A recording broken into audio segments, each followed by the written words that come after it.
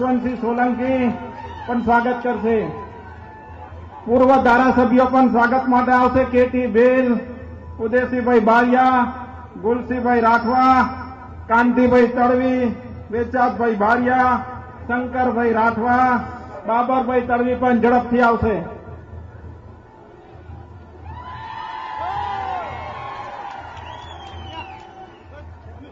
भारत माता की, भारत माता की, भारत माता की।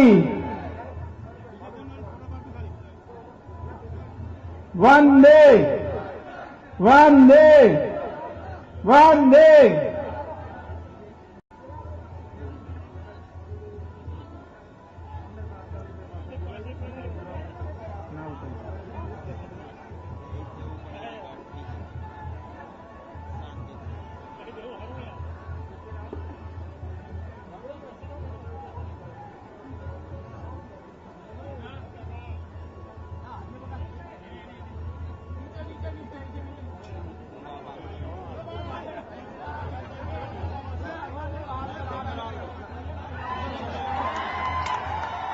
भारत माता की, भारत माता की।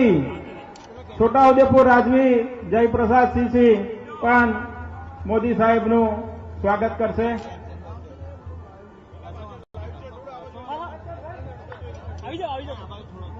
આદરણીય મોદી સાહેબને વિનંતી કે તેઓ આપણને ઉદ્બોધન કરશે। ભારત માતા की, भारत माता की। वंदे वंदे।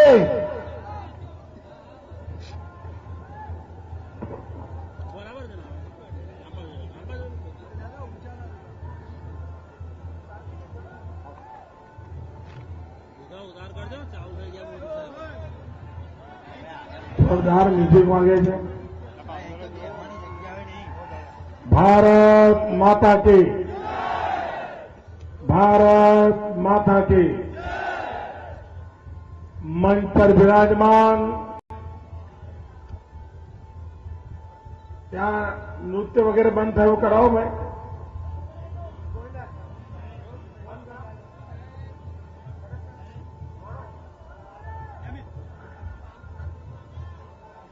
બહારથી જવું પડશે।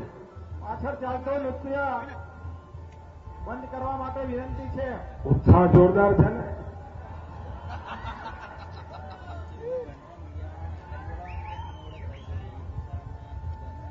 કેમેરા વાળાને અંદર આવવું છે? આવી જાઓ।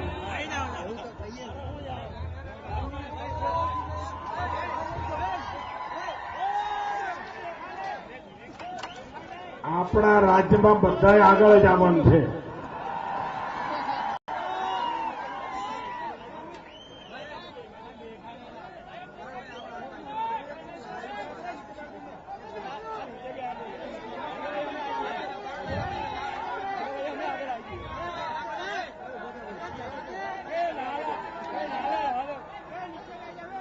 चिंता ना करो। હવે મંડપ નાનો પડી ગયો, લોકો બધા બહાર તપે છે। હવે હું તમને દેખાવું કે ના દેખાવું, હું ફેર પડે? તમારા દિલમાં જ મને જગ્યા મળી ગઈ છે।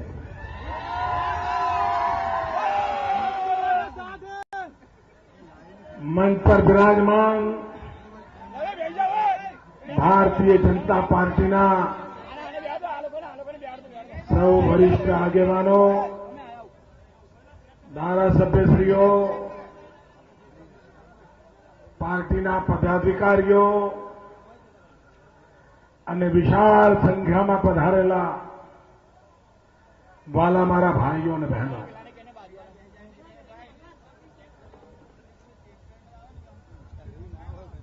મારે માટે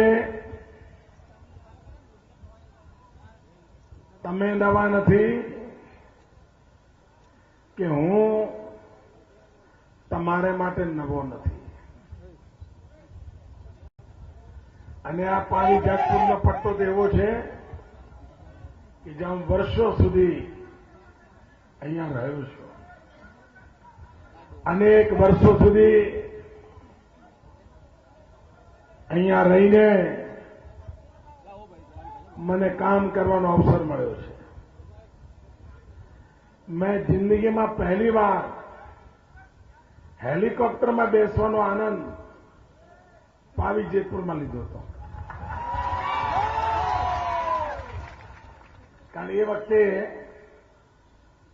ખેતીમાં બહુ 30-35 વર્ષ પહેલાની વાત છે. ખેતીમાં રોગચાળો હતો તો હેલિકોપ્ટરથી દવા છાંટવા માટે લાવેલા. તો હું અહીંયા ડોક્ટર વીમાવાલાને ત્યાં રહેતો હતો. તો એકવાર એ પાયલોટે મને કહ્યું, ચાલો સાહેબ લઈ જાઉં. તો દવા છાંટવા માટે હેલિકોપ્ટરમાં મેં પહેલી વાર આ વિસ્તારમાં હેલિકોપ્ટરની સફર કરી હતી. એટલે આપ કલ્પના કરી શકો છો કે તમારા બધા સાથેનો મારો નાતો કેટલો નિકટ રહ્યો છે. ભાઈઓ બહેનો, આ ચૂંટણી દેશ માટે મહત્વની છે, પણ ગુજરાત માટે વધારે મહત્વની છે.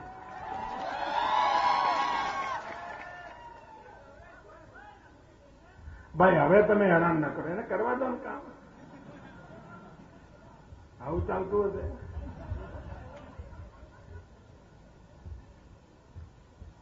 ભાઈઓ બહેનો, હું દેશ આખામાં અત્યારે ફરી રહ્યો છું. કરોડો કરોડો લોકોના આશીર્વાદ, એમના દર્શનો જાઉં છું. અને તમે બધા પણ આજકાલ તો ટીવીથી બધી ખબર પડી જાય, તમે જોતા હશો દેશ કેટલો અપરંપાર પ્રેમ કરી રહ્યો છે. અને ગુજરાતી તરીકે તમને ગૌરવ થાય કે આપણા ગુજરાતી છોકરાને આખું હિન્દુસ્તાન આટલો પ્રેમ કરે.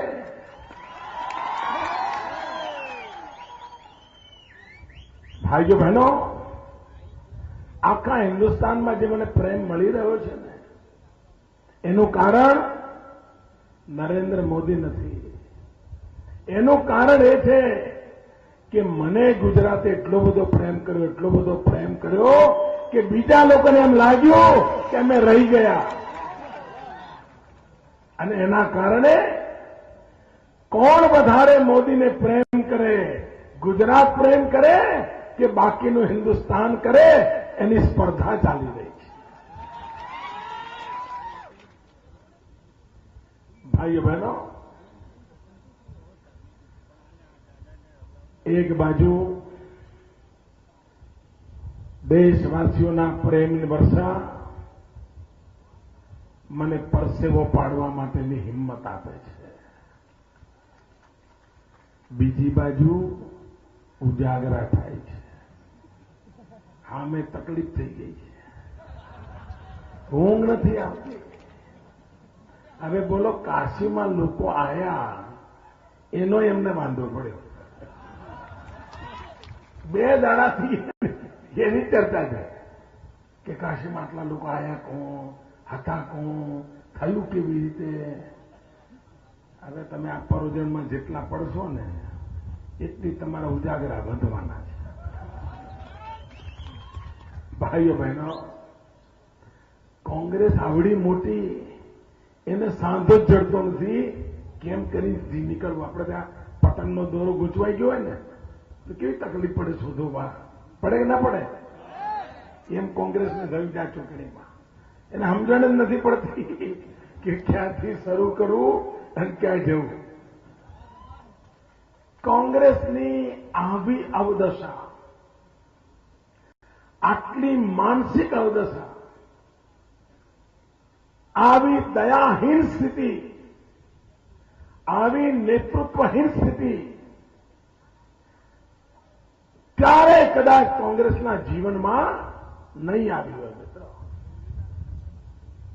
હવે તમે વિચાર કરો, પેલા રાહુલ ભૈયા હવે ચૂંટણીમાં ગુબ્બારાને ટોફી હોય, મલકો એ ગુબ્બારાને ટોફી લઈને ફરે છે. હવે કરવાનું શું? કોંગ્રેસને ખબર જ નથી પડતી. અને આ મા દીકરાની સરકાર, આ મા બેટાની સરકાર, એનું એક જ કામ છે. મા એક જગ્યાએ જઈને એક ગપગોળો ચલાવે તો બેટો 2 ગપગોળા ચલાવે, બેટો 2 ચલાવે તો મા 3 ચલાવે. મા બેટાની વચ્ચે સ્પર્ધા ચાલે છે કે કોણ મોટો ગપગોળો ચલાવે, કોણ વધારે જૂઠાણા ચલાવે, એની સ્પર્ધા ચાલે છે. હું હમણાં આજે સવારે દમણ, દાદરાનગર હવેલી, સેલવાસ, આ બધા કેન્દ્ર શાસિત પ્રદેશો છે, હમણાં ત્યાં જઈને આવ્યો. મેં પૂછ્યું કે ચલો ભાઈ, તમે એમ કહો છો કે ગુજરાતમાં કશું થયું જ નથી, બધું ખોટું બોલે મોદી, માર્કેટિંગ કરે છે, એવું કે માર્કેટિંગ કરે છે. મેં કહ્યું ભાઈ તમે અમારું રવા દો, તમે દમણ સેલવાસમાં શું કર્યું મને હિસાબ આપો. પાણીના નળ નથી, નળ બોલો. દિલ્હીની સરકાર ચલાવે પાછી, ગુજરાત નહીં. ડાયરેક્ટ મા બેટાની સરકાર છે ત્યાં. ભાઈઓ બહેનો, પીવાનું પાણી દમણ સેલવાસ, જ્યાં આગળ ધોધમાર દમણ નદી વહે છે, આપી નથી શકી કેન્દ્રની સરકાર. 108ની સેવાઓ મારે ગુજરાતમાંથી ત્યાં ઉદારતાપૂર્વક આપવી પડે છે. જવાબદારી એમની છે, કામ મોદી કરે છે. ભાઈઓ બહેનો, આજ આપણા રાહુલભાઈ ગુજરાતમાં આવ્યા છે. અમરેલી ગયા હતા. ના, આજે અમરેલી ગયા હતા સવારમાં. અમરેલીમાં એમણે એવું કહ્યું, મહિલાઓના મતદાર વિશે ગપ્પોડું માર્યું. હવે મને ખબર નથી પડતી કે એમને ભાષણની ચબરકીઓ લખીને કોણ આપે છે, અને એમને ખબર નથી કે ભાઈ અત્યાર સુધી જે ચાલ્યું એ ચાલ્યું, હવે તમારો મુકાબલો મોદી જોડે છે. બહુ ભારે પડી જશે. એમણે એમ કહ્યું, મહિલાઓના મતદાર વિશે ગપગોળો ચલાયો. રાહુલભાઈ, કુછ તો કમ કરો યાર, ગપ્પા મારવાની થોડીક તો સીમા રાખો. અને તમે ગુજરાતમાં આવીને ગુજરાતના લોકોની આંખમાં મરચા નાખો કે મેળ પડવાનો છે? બહાર તમારું પોલ ચાલે, અહીં નહીં ચાલે ભાઈ. રાહુલ ભૈયા, અગર તમને ખબર ના હોય, તમારી પાર્ટી તમને અંધારામાં રાખતી હોય, તમારી મા બેટાની સરકારને સરકાર કેમ ચલાવી એ આવડતું ના હોય, અને તમે ગેરમાર્ગે દોરાતા હો, જૂઠાણાના ભોગ બનતા હો, કે જાણી જોઈને જૂઠું બોલતા હો, તો કાન ખોલીને સાંભળી લો. આ ગુજરાતમાં ભાજપની સરકારે મહિલાઓને પંચાયતમાં, નગરપાલિકામાં, મહાનગરપાલિકામાં, તાલુકા પંચાયતમાં, જિલ્લા પંચાયતમાં અડધોઅડધ 50% બેઠકો માટેની રિઝર્વેશન કરેલું છે. અને આ કાયદો એકવાર નહીં, ત્રણ વખત અમે વિધાનસભામાં પસાર કર્યો છે. ત્રણ વખત કર્યો છે. પણ મા બેટાની સરકારે મૂકેલા ગવર્નર, જે પોતે મહિલા છે, એ મહિલાઓની ઘોર વિરોધી કોંગ્રેસ પાર્ટીના નેતા છે, તમારી સરકારના પ્રતિનિધિ છે, એમણે ત્રણ વખત અમે કાયદો કર્યો, પણ તમારા એ બેન, મેડમ, ગવર્નર સાહેબ એના ઉપર સહી નથી કરતા, સિક્કો નથી કરતા, અને આ મારી બહેનોને અધિકાર નથી આપતા. રાહુલભાઈ, આ ગપ્પા મારવાનું બંધ કરો, નહીં તો આવા સણસતા જવાબ સાંભળવા તૈયાર રહો. ભાઈઓ બહેનો, આ ચૂંટણી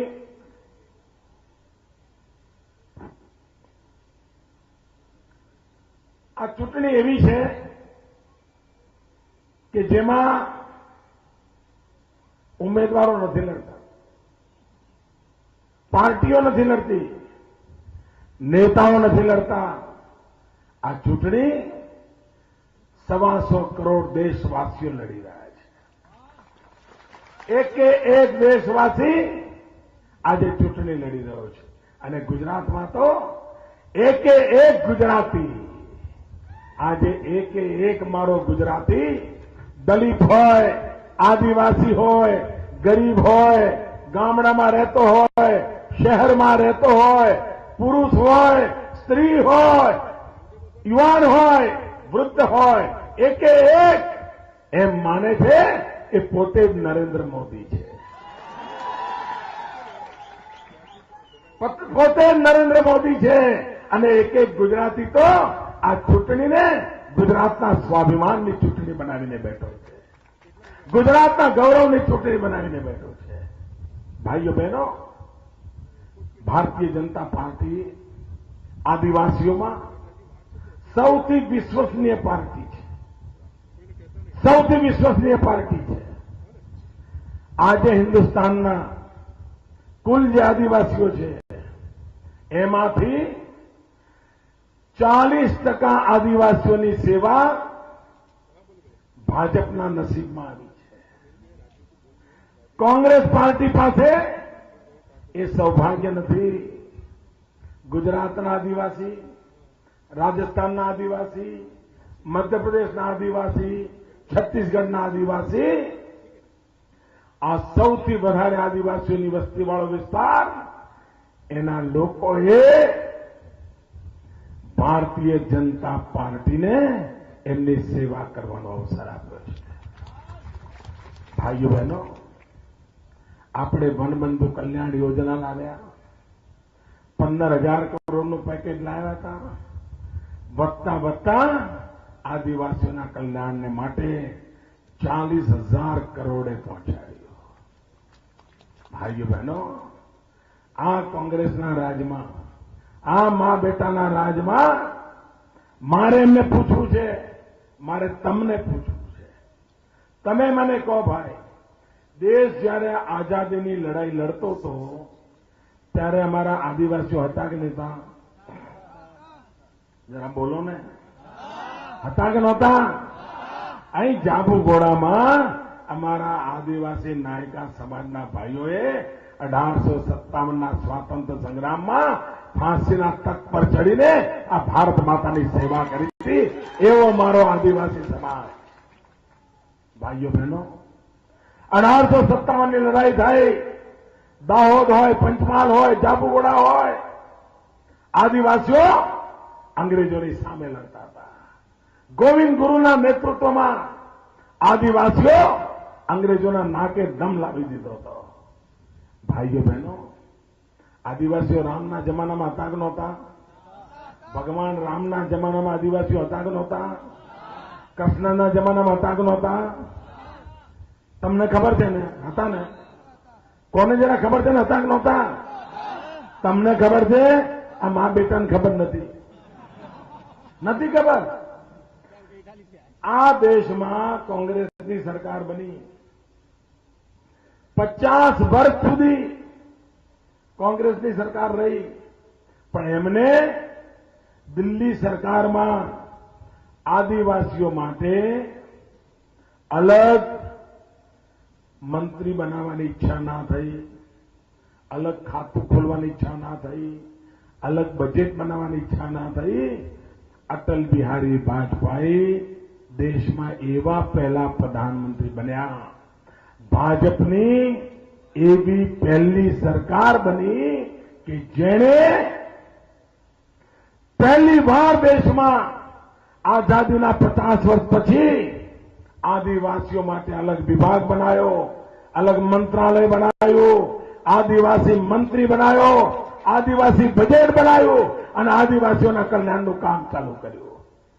આ મા બેટાની સરકારને આદિવાસીઓ તમારા ખિસ્સામાં એમ જ માનતા હતા. ગરીબ બક્ષીપંચના લોકો, એનું કલ્યાણ કોણ કરે? ભાઈઓ બહેનો, આ દેશની તિજોરી એની પર પહેલો કોઈનો હક હોય તે મારા ગરીબોનો છે, મારા આદિવાસીઓનો છે, મારા દલિતોનો છે, મારા પીડિતોનો છે, મારા શોષિતોનો છે. ભાઈઓ બહેનો, એટલા માટે દિલ્હીમાં જે નવી સરકાર આવે એ ગરીબોના કલ્યાણ કરનારી સરકાર હોય. ભાઈઓ બહેનો, આપણા કેટલીક વખત કશું જોયું ના હોય, તમે જોવા જવાનું મન થાય કે ના થાય? તમારામાંથી કોઈને તાજમહેલ જોવા જવાની ઈચ્છા થાય કે ના થાય? તાજમહેલ જોવા જવાની ઈચ્છા થાય કે ના થાય? કેમ? તો ભાઈ તાજમહેલ જોયો નથી, આટલું બધું સાંભળ્યું છે, જોવા તો જવાનું મન થાય ને. અને તમે તાજમહેલ જોવા જાઓ તો કેમેરા લઈને જાઓ ના જાઓ? ફોટો પડાવો ને, હે? પછી ભાઈબંધોને બતાવો ને, અને કેટલાક તો વોટ્સએપ પર મોકલે. હે?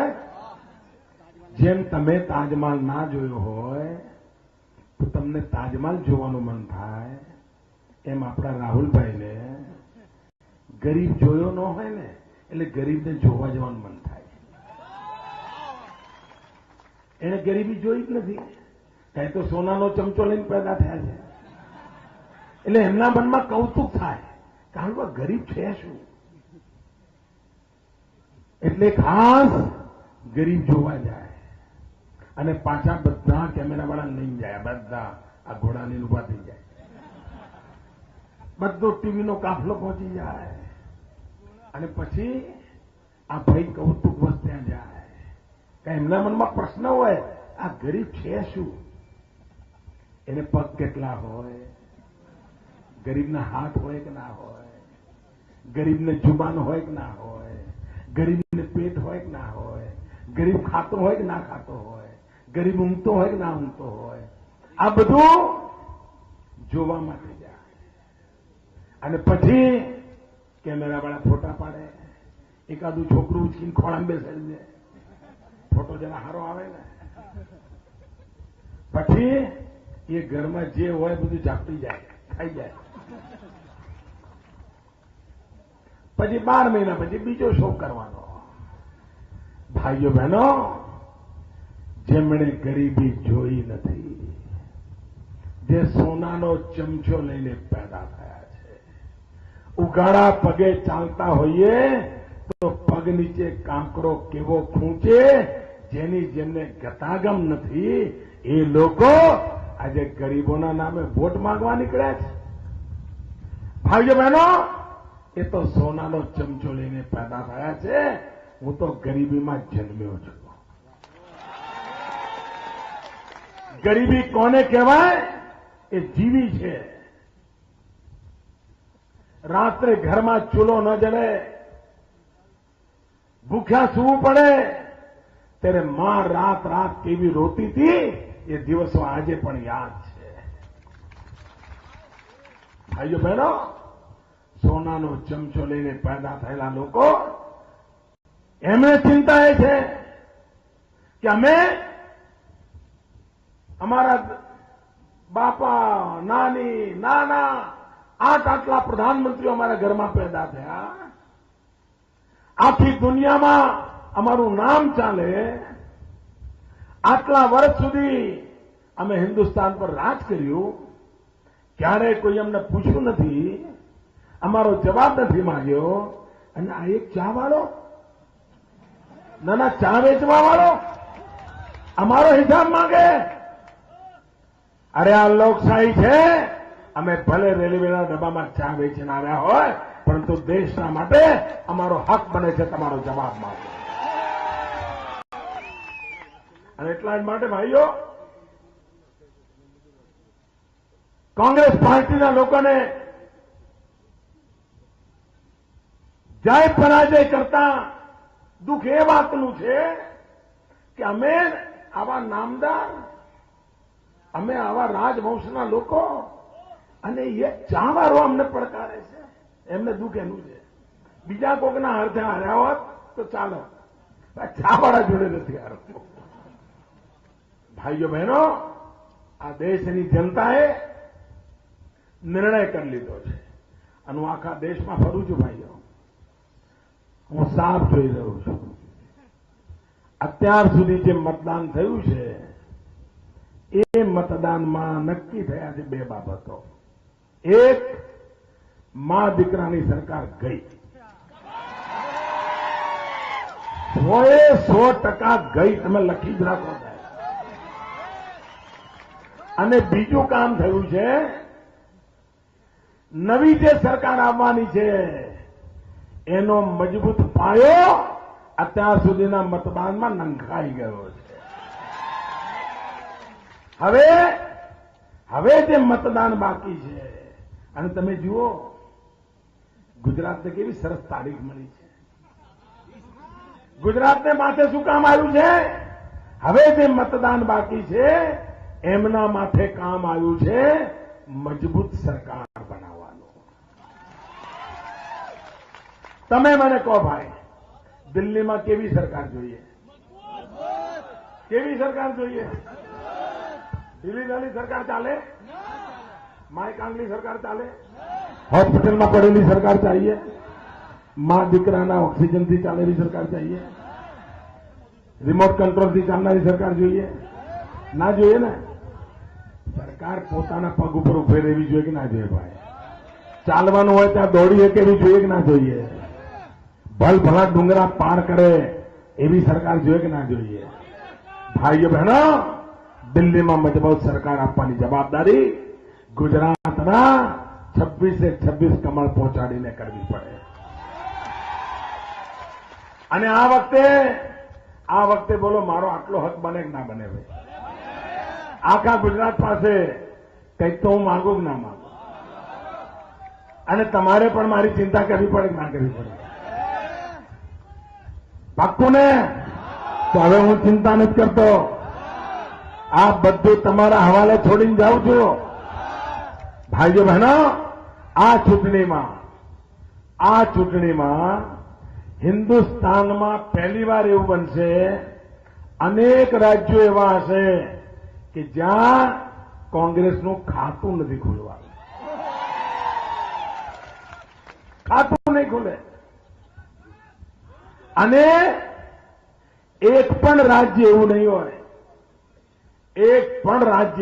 હોય જ્યાં કોંગ્રેસના 2 આંકડાનો મેળ પડે. ભાઈઓ બહેનો, કોંગ્રેસના ઇતિહાસમાં આવો કચ્ચર ઘાણ ક્યારેય નીકળ્યો નથી.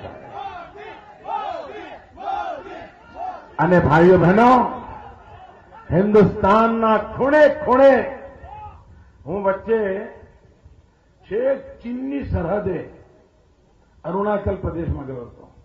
ત્યાં તો વસ્તી બહુ ઓછી, પર્વતોમાં રહેતા હોય, કોઈ જગ્યાએ જવું હોય તો રાતને દાડો આખું ચાલવું પડે અને મેળ પડે. 1500 લોકો ભેગા થયા હોય તો અદભુત કહેવાય. મારા માટે આશ્ચર્ય હતું, એવા દુર્ગમ વિસ્તારમાં પડોશમાં ચીન ડોકા કરતું હોય, 50,000 લોકો ભેગા થયા. આપણને આશ્ચર્ય થાય, શું આખા દેશમાં જુવાળ જાગ્યો છે. ભાઈઓ બહેનો, જેમ સ્વરાજના આંદોલનનો જુવાળ હતો, એમ આ ચૂંટણી સુરાજ્યનું આંદોલન બની ગઈ છે. આ સુરાજ્યનું આંદોલન બની ગયું છે. સામાન્ય માનવીને એની આશા આકાંક્ષાની પૂર્તિ કરવી છે. એમાંય મહિલાઓ અને જુવાનિયાઓ, એમણે તો કમાલ કરી દીધી છે. આ વખતે કમાલ કરી દીધી. જુવાનિયાઓ તો આખી ચૂંટણી પોતાના ખભા પર ઉપાડી દીધી છે. અને એટલે ભાઈઓ બહેનો, આ વખતની ચૂંટણી આ દેશનું ભવિષ્ય, આ દેશનો જુવાનીઓ નક્કી કરવાનો છે. અને હું પણ રતનપુરની આ ધરતીથી, પાવી જેતપુરની ભૂમિથી, જ્યાં મેં મારી જિંદગીના અનેક વર્ષો આ માટીમાં ઉછળ્યો છું, ત્યાંથી હું દેશના જવાનિયાઓને કહું છું, હવે જે દિલ્હીમાં સરકાર બનશે એ જવાનિયાઓના સપના સાકાર કરનારી બનશે.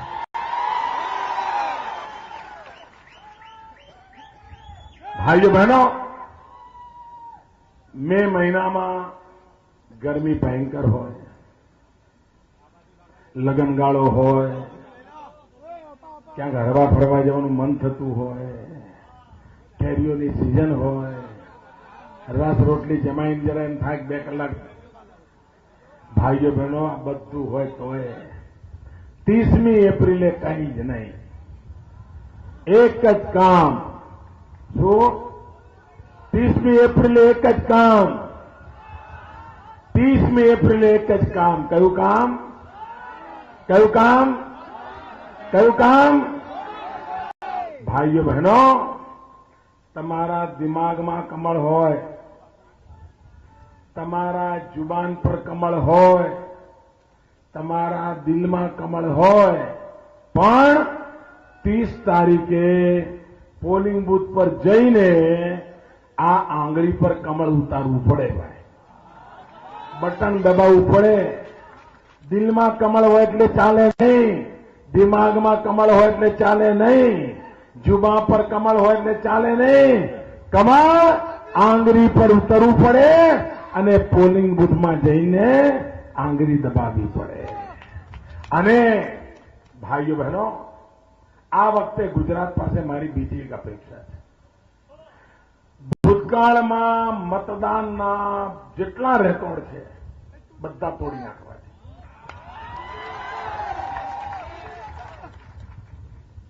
આપણા પોલિંગ બૂથમાં પહેલા 600 મત પડ્યા હોય તો આ વખતે 900 કેમ ના પડે? પહેલા 400 પડ્યા હોય તો આ વખતે 800 કેમ ના પડે?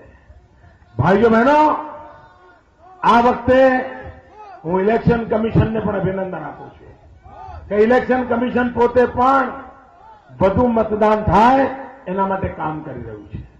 લોકશાહીમાં વધુમાં વધુ મતદાન એક નાગરિકનો અવાજ પહોંચવો જોઈએ. અને હું આપ સૌને વિનંતી કરું છું કે મતદાનની બાબતમાં જેમ આખા દેશમાં એક જબરજસ્ત મોટી ચેતના જાગી છે, એવી જ ચેતના આપણે પણ જગાડીએ અને એક અદભુત પરિણામ લાવીએ.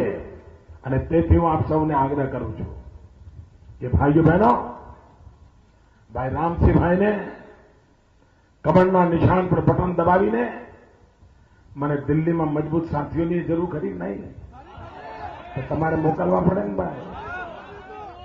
26 આ વખતે ગુજરાતમાં મા બેટાનું ખાતું જ ના ખુલે.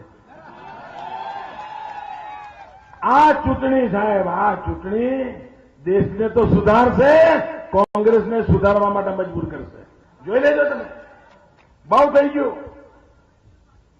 એક એવી ચૂંટણી છે જે હિન્દુસ્તાનની આઝાદીના ઇતિહાસમાં તદ્દન નવું પરિણામ લાવવાની છે ભાઈ. અને તેથી હું આપને આગ્રહ કરું છું કે ભારતીય જનતા પાર્ટીને વિજયી બનાવો. અને ભારતીય જનતા પાર્ટીનો એક જ મુદ્દો છે, અમારો એક જ મત છે. તમે અહીંયા 14 વર્ષથી મને જોયો છે.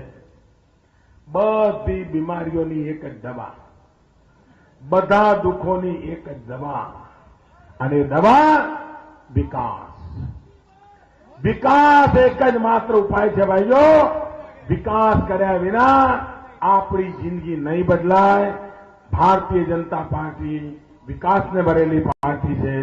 ગુજરાતે જોયું છે, નરેન્દ્ર મોદી પાસે એક જ કામ છે, વિકાસ, વિકાસ, વિકાસ.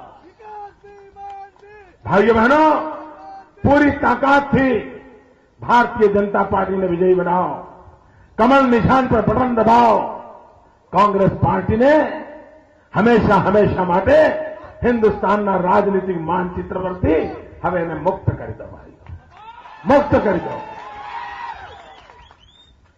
આટલી ગરમીમાં આટલી મોટી માનવ મેદની આજ બતાવે છે ભાઈઓ કે વાવાઝોડું કઈ તરફ જઈ રહ્યું છે.